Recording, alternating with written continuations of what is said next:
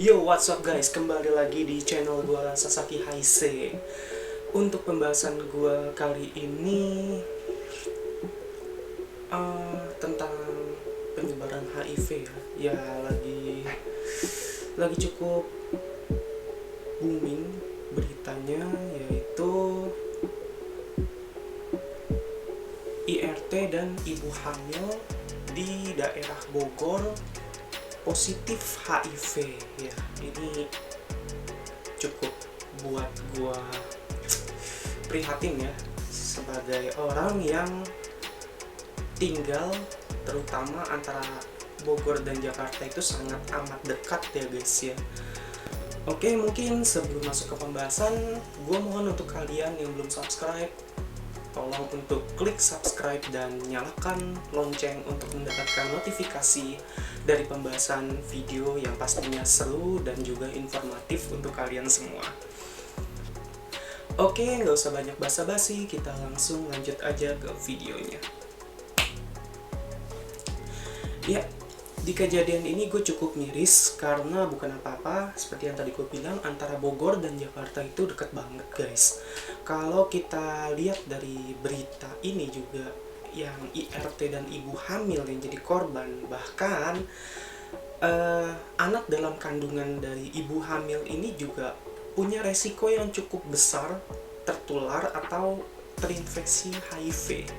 Nah, ini HIV-nya ini dari mana ya? Tentunya dari pasangan suaminya, atau bisa dibilang ya ayah dari anak yang terjangkit ini yang suka jajan lah ya, atau bisa kita bilang open BO gitu. Jadi tuh jujur banget, hal yang sangat gue sayangin ya, hal yang sangat gue sayangin gitu. Apa kalian para suami itu segoblok itu gitu loh, tega jajan udah ngabisin duit, terus selain ngabisin duit juga kalian mungkin akan menyakiti hati orang-orang yang kata kalian, yang mungkin kalian bilang kalian sayangi, dan juga bahkan kalian juga berani menularkan penyakit itu ke orang-orang yang kalian sebut kalian sayang gitu loh. Ini yang cukup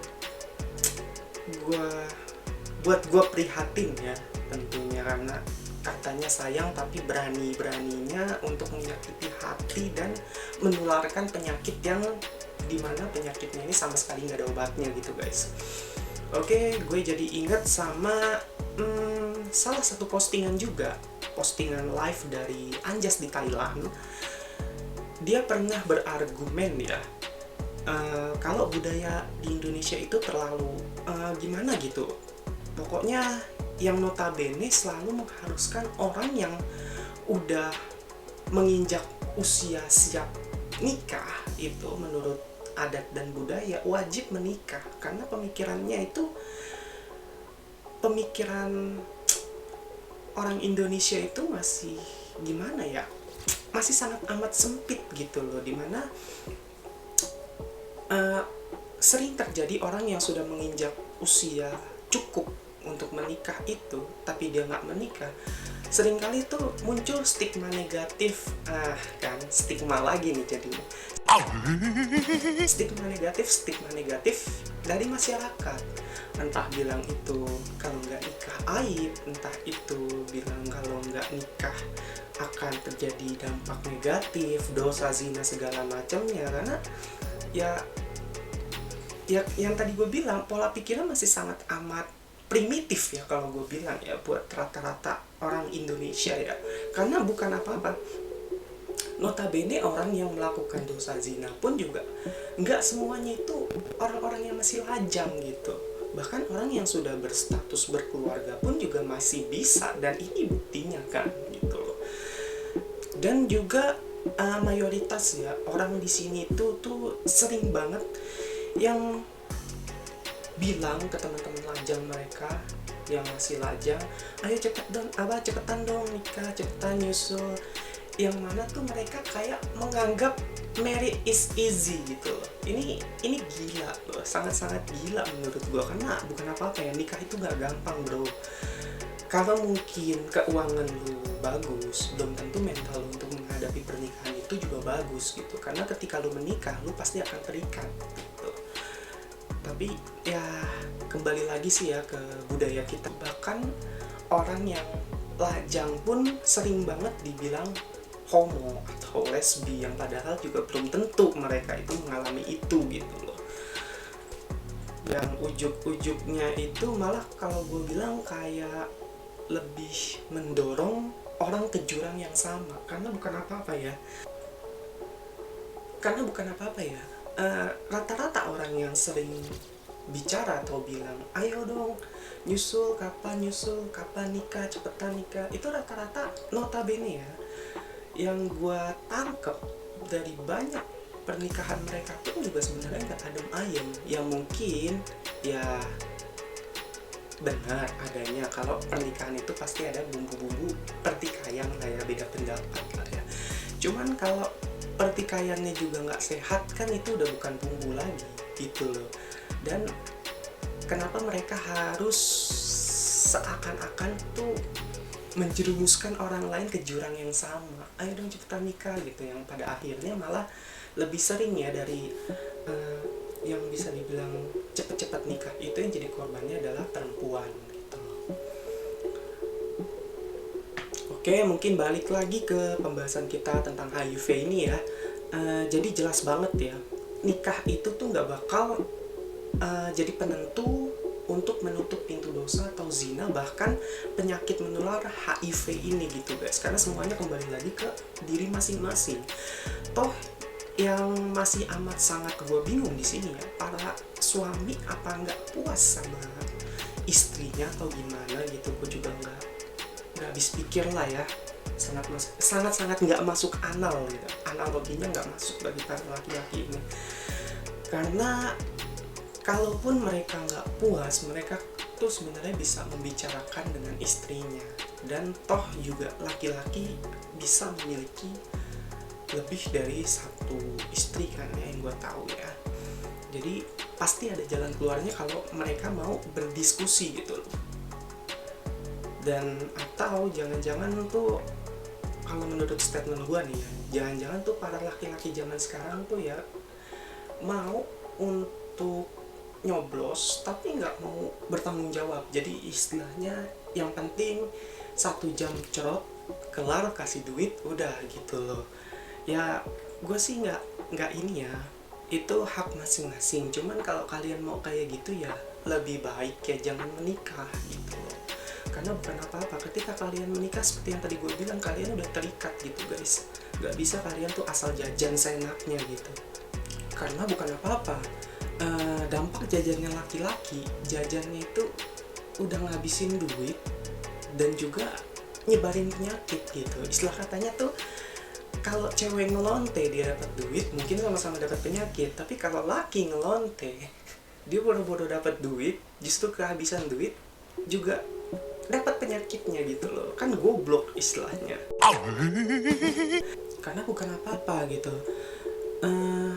Dampak dari jajannya laki-laki ini selain HIV juga akan berbuntut ke dalam hubungan dalam keluarganya lagi. Karena ketika laki-laki ini mungkin jajan ketahuan istrinya, terus akan terjadi cekcok dan di situ ada anaknya yang melihat, itu bakalan jadi dampak lagi. Dampaknya bakal ke inner child lagi, ke video gue satu ini, dan membentuk pola pribadi dari anak yang baru lagi gitu. Jadi di pembahasan dua video gue yang kemarin juga itu masih nyangkut dari dampaknya jajan para laki-laki ini. Laki-laki pecinta apa ya, gue nggak mau menjudge lah ya. Jadi itu gimana ya, dan juga rata-rata selain anak yang jadi korban dari inner child mereka dan pribadian mereka gitu, di sini juga yang lebih sering ya jadi korban juga adalah pihak perempuan. Karena ketika suaminya ketahuan mungkin jajan, dia bakal mentalak istrinya, diceraikan, terus yang dirugikan lagi adalah istrinya gitu loh. Ya, karena banyak ya kasus di luar sana, dan juga banyak juga bahkan yang terkena itu adalah public figure gitu loh. Gimana ketika dia jajan ketahuan istrinya, malah istrinya yang ditalak gitu ya. Goblok, emang para laki-laki sekarang tuh goblok gitu. Jadi maksud gue, ya lo, ya kalau nggak mau dibilang jadi laki-laki mau kondo, seenggaknya sadar diri lah. Kalau kalian memang masih suka jajan ya jangan menikahi anak orang. Atau ketika kalian ingin menikah, cari yang spek atau tipenya sesuai sama diri kalian gitu. Ngaca dulu gitu loh. Jadi kalau kalian itu suka sama spek-spek yang modelnya cewek-cewek penghibur, ya carilah spek istri kalian itu yang tipe cewek penghibur. Jangan kalian jadikan anak-anak orang yang mungkin bisa dibilang soleh ya, soleha gitu, yang terjaga, sangat menjaga dirinya, itu kalian rusak. Udah kalian nikahi, kalian sakiti hatinya, kena penyakit pula, ditalak pula, itu gila, goblok anjir.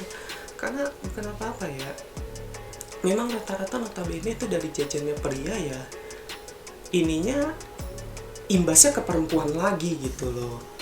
Ya kalau kalian memang mau perempuan yang kayak gitu, yang berhijab, toh juga kan sekarang banyak tuh perempuan-perempuan yang berhijab tapi seksoy lah ya istilahnya, jadi solehot gitu ya. Gue bukannya menjudge ya, gue bukan menjudge sekali lagi, karena memang realitanya banyak perempuan sekarang tuh modelannya solehot gitu. Kalau memang kalian masih pengen yang kayak gitu ya, kalian silahkan nikahkan yang kayak gitu. Jangan jadikan anak orang yang benar-benar menjaga dirinya kalian rusak. Karena kalau kayak gitu caranya kan itu sama aja kalian ngerusak anak orang, bajingan kalian sebagai laki-laki.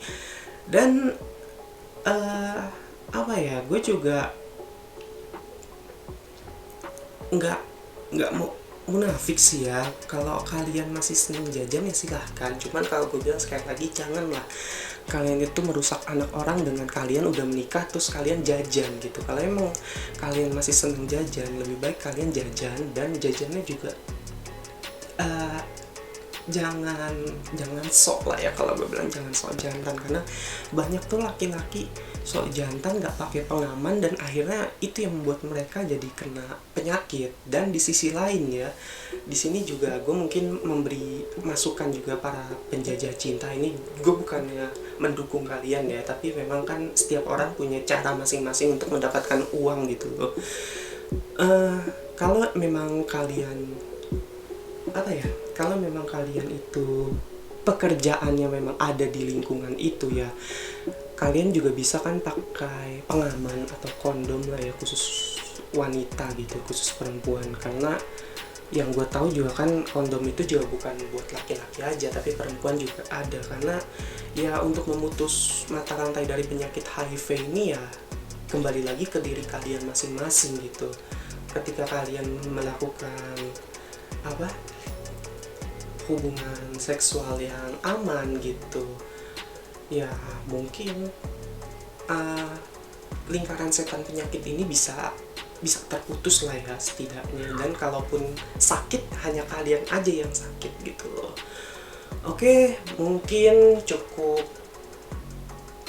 sampai di sini dulu aja ya pembahasan gue. Nantinya bakal gue coba rangkum lagi pembahasan lainnya, karena ya ini memang cukup menjadi dilema tersendiri juga di dalam masyarakat ya, bukan hanya di Indonesia. Karena notabene meskipun Indonesia budaya timur, tapi juga udah mulai banyak, dan itu gua rasa masuknya ke budaya barat itu juga hal yang normal ya dalam globalisasi. Karena bukan Indonesia aja, bahkan hampir semua negara-negara timur pun juga sudah mulai ke barat-baratan lah ya. Yang penting tuh gimana caranya kita bertanggung jawab atas diri kita sendiri, dan ya itu aja sih ya, saling menjaga masing-masing gitu, agar nggak kena penyakitnya juga gitu loh.